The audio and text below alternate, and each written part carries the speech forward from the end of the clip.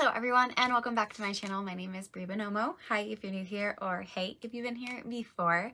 And today I am going to be taking you on a kind of a new sort of vlog for me, and that is a very exclusive reading vlog. Now technically I have done one of these before, which was back on my channel in the early ages of 2020.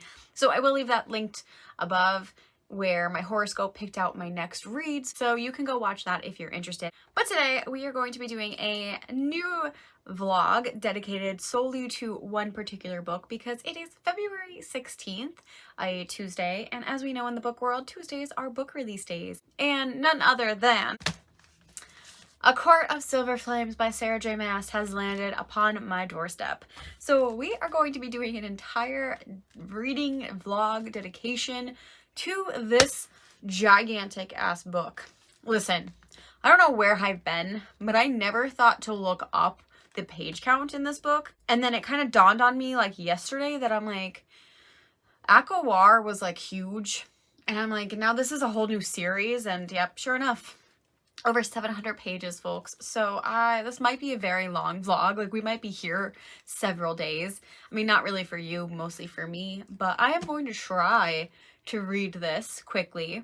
When I have time and I'm interested in reading, I can read quickly, but often nowadays I've just been struggling this last couple weeks to read. I've been listening to a lot of books or reading short books, but here we are. Month 1, January, we read a big book. Can we do it again in February? I mean, wouldn't that be wild if like I set out to read like big books this year and I read one every single month? Like, who would I be? That would be amazing. Anyway, so this is the start of this vlog. I'm not really sure how it's gonna be. I'm probably just gonna check in when things happen or I have opinions.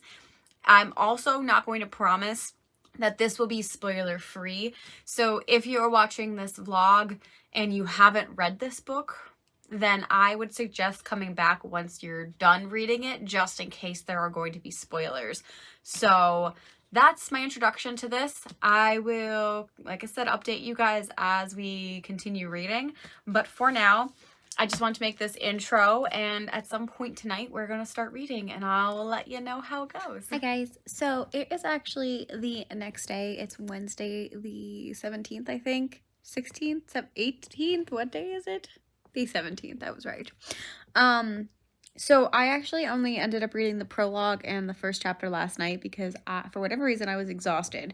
But I did start reading a little bit more today, and we're making slow progress. It's just been a busy work week, so unfortunately like I don't have downtime during the day to read, and my nights have been a little crazy. And by night I just meant really last night. So hopefully today I'll be able to read a little bit more. But basically my initial thoughts right off the bat are that, first of all, I actually really loved Nesta pretty much throughout the entire series. And I know she wasn't in a lot of the first like 2 books, but she was probably one of my favorite characters of the entire series, even when she was a bitch back in book 1 and like Feyre painted her out to be a bad guy. Personally, I always kind of liked her because I thought she was practical and called things as it was, even if she was cynical about it. So far in this book, she's kind of the same way, but she's dealing with a lot of trauma, and she's dealing with trauma in pretty realistic ways. Not that they're healthy ways, but they're realistic. And oftentimes she's kind of calling Feyre out on some of her bullshit, like the fact that Feyre needs like 5 houses and that it's just like she's living a life of luxury. And Nesta is kind of like seeing that and commenting on it. And honestly, I really like it. I really like reading and Nesta's point of view so far. I do hope it continues. Obviously, I want to see character growth, but I really just like her personality. So far, I'm very happy that Sarah J Maas didn't like completely do a 180 on Nesta's character. So I'm kind of excited. I do think I'm going to like this book if it keeps going in the way it's going. And yeah, so that's my quick check-in. We'll see where I get tonight, and hopefully, I mean, my goal ideally would be to be done with this book by the weekend, so by Sunday, so that way I can get this up by next week, but we'll see. So I'll check in when I read a little bit more. Love you now. Love you now.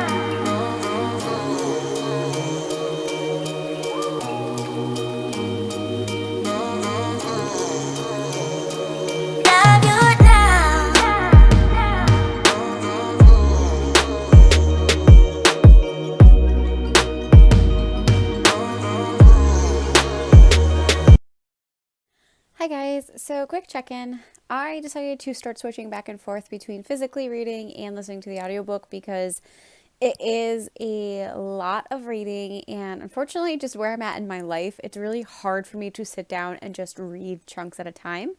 Also because I am trying to balance other things between work and also my writing, so I kind of have to like try to fit in reading where I can.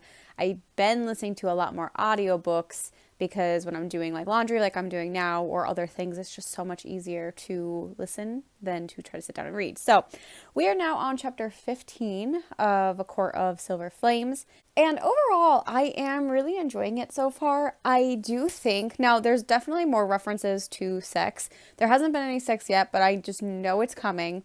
And there's a little bit more cursing. But overall, I will definitely give Sarah J Maas credit. It feels more adult. And that makes me happy because I was really afraid that it was going to be like the only thing that's adult about this book is the sex and the swearing because I've read books like that. So I'm very happy that like overall this actually feels like a good adult book. Like there is like world building, there's world continuation, and I really like the elements she's bringing in for this story so far. I also just really love, I just really love reading as Nesta. I've already said that in this vlog, but I also really like her relationship with the house. I know that might sound really weird, especially if you're watching this and for whatever reason you haven't read the book yet, but her relationship with the house is like my favorite thing so far. I just love it. And I feel like it's just so whimsy and magical despite all the seriousness that's surrounding it. So like, kudos to that. I'm definitely interested to see how her and Cassian's relationship is going to evolve. I know that there's something there and I want to see it happen, but I really like that Cassian is kind of panting after her and she's not giving anything to him, and I kind of like that. Like, it's about time a male pines after a female and she keeps turning him down. I'm here for it. So that's just my brief check-in. We're going to see how much I can get done tonight. The only thing I really haven't planned is to read a little bit and to maybe play some video games later, but I'm hoping to get a good chunk listening to audio now while I'm cleaning up around the house. So I'll check in whenever I feel like there's an update. It's like 11:30 at night, I think, and I'm on chapter 23. So I believe there's like 79 chapters, so we're not really halfway there yet. We're like a quarter of the way there. But a few notes that I wanted to add at this point.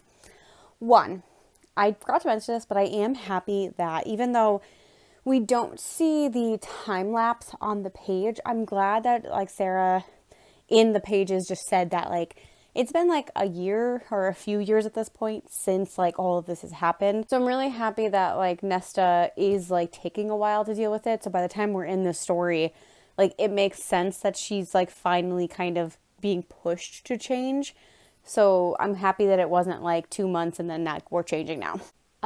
This is definitely a spoiler, but I knew Feyre was going to be pregnant in this book. Like, I just knew it was going to happen. I was waiting for it. There was one time earlier in the book so far. Again, I'm on chapter 23, so a little bit earlier. I thought maybe it was going to happen. And then it was kind of like something else. And I was like, okay, so maybe it's not going to happen. Maybe I'm going to be shocked. Maybe it's going to be book 2.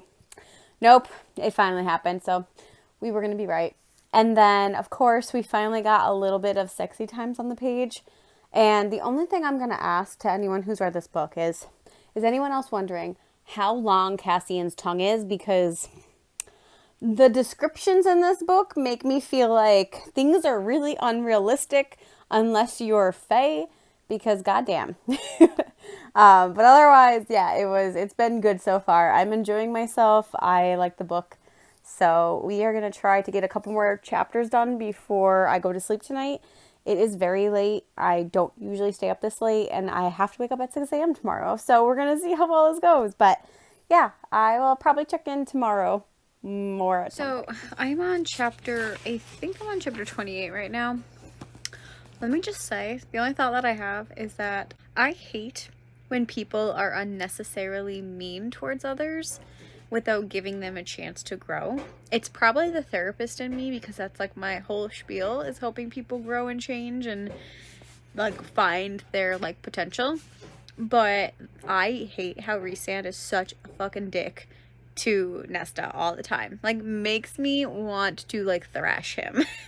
So I am hoping that like we see that growth in their warmth as well, and maybe it's not going to be like fully developed, but I just want Nesta to prove him wrong so bad. Like I am championing her so much right now. So I can't wait. I just hope something big happens. But that's where I'm at. That was just my only thought that I just had to share with people because oh, he's under my skin. Like I think so far my least favorite character in this book is Rhysand. So I don't know. We'll see how it goes. Hi guys. We have another check-in to do because I think halfway through the book now. Maybe. It's really hard to tell because of how big this book is, but I want to say I'm about halfway. I'm on chapter 41. So let me just say a few things about these sex scenes. Now, I'm not going to go into like graphic details about the content or anything like that, so it's not going to be like super spoilery, but like just the general gist of these sex scenes. Let me tell you, man. They are way over the top. And like even over the top for some of like the like smut erotic novels that I've read and enjoyed in the past as well. Like these are just going like the extra mile. And that's probably what she wanted. Like she was like, I'm an adult now and I'm doing what I want. And like good for her, but I'm just like they're so outlandish that I'm not enjoying them. I'm just kind of like in my head critiquing them, thinking in real life like this would be impossible. This would hurt. This would be uncomfortable. Who talks like this? And like I know that is a thing. Like the way that she's writing them, without like going into details again, but the way she's writing them, I know that like there are definitely people that do this and enjoy it and what have you, but I'm not one of them. So it's just kind of really awkward for me to be like, this doesn't do anything for me. This is kind of weird. And I have a lot of questions about like the quality of this sex because it just seems painful. I mean, I'm not a high fae, so maybe that makes a difference, but we're whatever. Okay, anyway, moving on from that. I have a couple critiques that I'm just like kind of not liking as much. One, when they're having like sexy times on the page, there's been a few references where one of the characters will look at the anatomy of the other and refer to it as their sex. And that just doesn't sit well for me. I don't really like using that. Like when there's anatomical terms that work just as well. I don't know. It just rubs me the wrong way. I also feel like there are implications there that will harm people. So I will leave it at that. Just, let me know down below if you read this and felt similarly and we can have a discussion in the comments. But like, that's just rubbing me the wrong way. I kind of wish she'd just use a different word instead of saying like, I looked at their sex. Yeah. Anywho, another part that I'm kind of like not as interested in is Cassian's journey to like he's going out and doing some missions like on his own. So some chapters like he's directly involved with Nesta and it's like them two going back and forth, but then other chapters like he's by himself. And I just don't really care about that plot, at least not yet in like 400 some pages. I'm not really feeling that. So I really much prefer Nesta's point of view. I like everything that she's doing. I really like her journey. I like her self-discovery. I like her overcoming her trauma. Like that is way more intriguing to me than Cassian going off and doing emissary work. Like it's just not my thing. So I really like when they're on the page together, but not so much when he's by himself.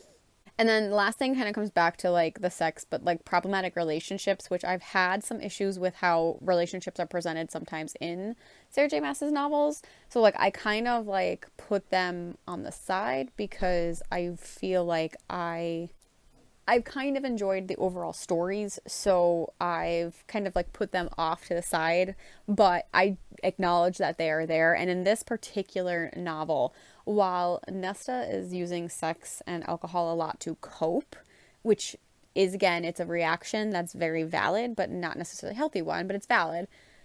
The relationship dynamic between her and Cassian are not always healthy, and I hope that it gets addressed, and I'm afraid it's not going to, because I feel like the way that they're like cat and mousing each other right now is like not healthy, and it's because Nessa's keeping him at a distance. But like it almost feels like in some ways it could be looked at as she's being taken advantage of. I don't know. It's just kind of weird how it's like all setting up. Like they're not like they're not forming a romance because Nesta's not letting herself do it, but then it's like that's where it's unhealthy, because if eventually they're going to learn to love each other, like this isn't a good way to start, in my opinion. I'm not going to judge other people for their relationships overall, but just for a book, it's not a very healthy dynamic to start a relationship with. So I'm just thinking of like the crowd here, like the people who are going to consume this, they can have really unrealistic ideas of relationships from this book, in my opinion. So anyway, those are just a few of my thoughts. Overall, I do like the dynamics that are here in some other regards. I like the story. Like I said, Nesta's journey, I'm loving it, but it's just sometimes it disappoints me. So I do think I'm going to get a good chunk. I'm still hoping to finish by Monday. It is Sunday right now. I think if I can read like 150 to 200 pages tonight, I can finish it tomorrow. So that's what we're going to try to do. So I'll figure out. If I have more thoughts, I will check back in. Okay. I mean, we're still making progress. We're past chapter 50. But I am starting to wonder, am I just like the minority here? Because I don't care about the sex. I'm not reading this novel for the sex parts, and there's a lot. So while I really like the story itself, and I really, really like Nesta's journey, I'm just, there's a lot of sex. And I just don't know if I'm the only one who doesn't really care about it and just wants to move on the plot. Because honestly, this book would be at least 200 pages shorter if we reduce the amount of sex scenes. Because I really want to see them making a connection and not just having sex. And I'm sure that's part of the arc, but I want to see her keep growing. I want to see her become like all that she can be. And we're getting there. It's just really slow. So I don't know. Let me know if you guys are in my boat where it's just like the sex bits are okay, but like you like the story, or if you're like, nah, I'm here for the smut. Let me know down below. Okay, just a side note real quick. There's a scene that I'm getting to right now where Cassia is telling Nesta to say it. He's like, Cassian's eyes blaze. Say it. She refused. Say it, Nesta. And I'm just getting some serious Twilight flashbacks here, so I just had to share. That's all I have to say.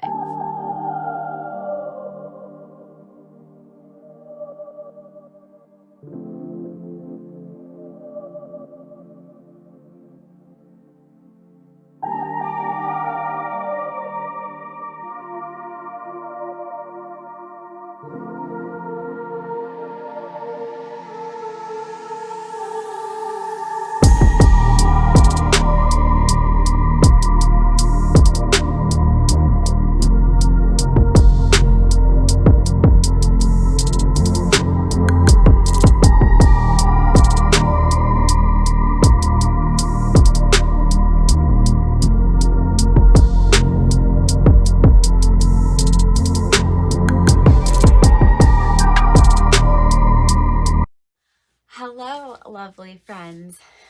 It is time. I have finished A Court of Silver Flames. So it has taken me a week to finish this, which in all honesty, I'm pretty proud of because it was a huge book and I haven't really dove into a book and read it as fast as I have in a while. So yeah, but let's kind of talk about my final thoughts of this book. We'll just talk about the ending. So this is definitely going to be spoilers. If you haven't heeded my warning at this point, then I'm going to be talking about my final thoughts and the wrap up of this book. So you have now to dip out. But basically, I was pretty sure of two things. One, the whole Feyre thing with her being pregnant. As soon as they revealed that she could die because of the wings, hands down, I knew Nesta was going to save her and that was going to be her redemption arc. And I'm a little mad about it. I think that was kind of a cheap way to make her be redeemed because, of course, like saving someone like is going to make up for not saving her father and it's going to make everyone fall in love with her. And I was just upset. Like, I thought she was doing such a good job on her own of like coming back around and learning that she can trust people, that it was just kind of like, I just felt like it was a little bit of a cop-out, but whatever. I'm not like super mad. It's just kind of annoying, but I knew that was going to happen. And then I also was pretty sure as I mentioned already, that the whole like sex and lust between Nesta and Cassian were never going to like really move further. And I was pretty much right. Like, yes, like they did kind of come to terms that they were mates. They came to terms with that, like they loved each other, but they never like other than the sex, like their sex was their relationship, and that made me mad. Like they had a few sweet moments here and there, but for the most part it was all about the sex, and I don't like that. And it could just be me as the asexual speaking here, but like I really like relationships when they're just more than that, and I didn't feel like in this book their relationship was ever more than sex personally. It was just kind of told that it was, but we never got to see that, and that was just unfortunate for me because this book is over 700 pages. There's no reason that you couldn't have taken some of those sex scenes and really like spent time honing out some more of like the softer bits and like the understanding and the conversations and all that. So I don't know, that's a personal gripe of mine, and that's a gripe of mine with like any book like this where like I want more substance, but what can you do? Overall, I liked the story still. I really liked Nesta's journey. I liked that she overcame the issues that she had and some of the trauma without fully like getting over the trauma, which I do think is important because you don't, a lot of times for people, like trauma is pretty ingrained in you and you learn how to cope with it, but it never fully goes away. So I do think that was handled pretty well, and I'm very happy about it because a lot of times with books like this, it's easy to gloss over trauma and be like, I'm the strong woman now. And it's like, but you still went through that. It didn't go away. So I was happy about that. The whole blood right, the Illyrians like taking them and kidnapping them, I probably should have been more aware that that was going to happen as soon as the males like were viewing them training. Like I should have guessed, but I kind of was like so invested in Nesta's recovery and like the friendships she was making that like when it happened, I was like, of course it happened. Like why wouldn't it happen? Overall, I thought the ending was a little rushed, and I'm not going to lie, as the last chapters like were happening, I was like, wow, this is wrapping up so nicely. Like I was proud because after Akawar, the Court of Wings and Ruin, Sarah J Maas left so much open. And I get it that she wanted to like do like spin-offs and stuff like that, but she left so much open when that was supposed to be like the end of the series. So when this book started wrapping up and I was like, there's not a lot of loose ends left. Like a lot's happening in this book. And I was just really confused. I thought this was going to be a whole trilogy on Cassian and Nesta. I just found out before filming this segment that it's not, that this is a one and done of Cassian and Nesta, and I'm a little shook because I really thought I was getting more. So that makes sense now because I initially, like when things were happening and like it was moving along, and I guess I understand the length now after I finished it, but I was like, I can't believe they're finding like all three of these objects in this book and that like this is happening, and I'm like, it just doesn't really seem like real because like shouldn't there be something left for books 2 and 3? But no, because it's not really going to be books 2 and 3. So yeah, that was just something interesting for me. So overall, I am happy with how this wrapped up. Even though the one side part 2 with the whole like Feyre, like Nesta saving Feyre in the baby, like her losing her magic kind of like ticked me off a little bit because like Feyre became so powerful and like almost like a Mary Sue in a way with the series because like she got like all of the powers of like all the High Lords. I wanted Nesta to be her equal in some way, that she had like this unstoppable power that like she can control and tame and really become her own. So the fact that like she had to give that up and like sacrifice it kind of made me mad because I'm like, no, like Nesta deserves this too. Like she has been through hell and she took something that like she should be able to claim for herself. They did hint that like she kind of got something else in exchange, and whether or not we'll see that in later books, I'm not sure, but I was a little mad about that. But that aside, overall, I was very happy with how everything wrapped up. It was a little quick in the end there, but overall, like it worked really well and I enjoyed the story. Again, I mean, I already said this, but the sex bits were over the top for me and I'm not here for that. Again, it's probably just me and myself, but I cared more about the plot than that. So I could have done without some of the scenes, like they were just extraneous for me. and they didn't add to the plot whatsoever, in my opinion. Like, I don't know if anyone can actually argue. If you do have an argument that they added to the plot, let me know. But I don't think they did. So for me, they were just kind of a waste of time and space.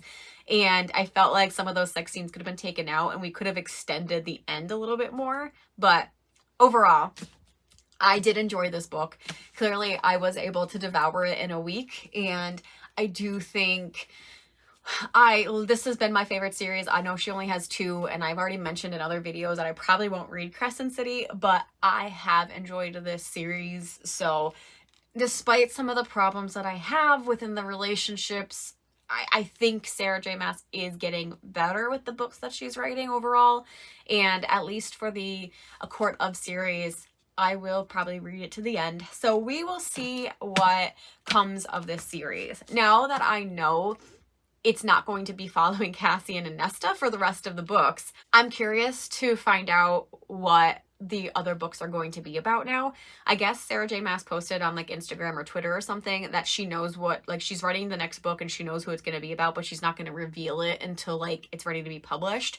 So I'm curious. Let me know down below what your thoughts are as far as who the next books are going to be about. My top two thoughts are going to be Jurian and Vasa. I think that's pretty much a lot of people are kind of leaning towards that one because there was a ton that was left open between them and Akawar, and they were like briefly mentioned in this book, which makes me think that another book is going to follow them as well.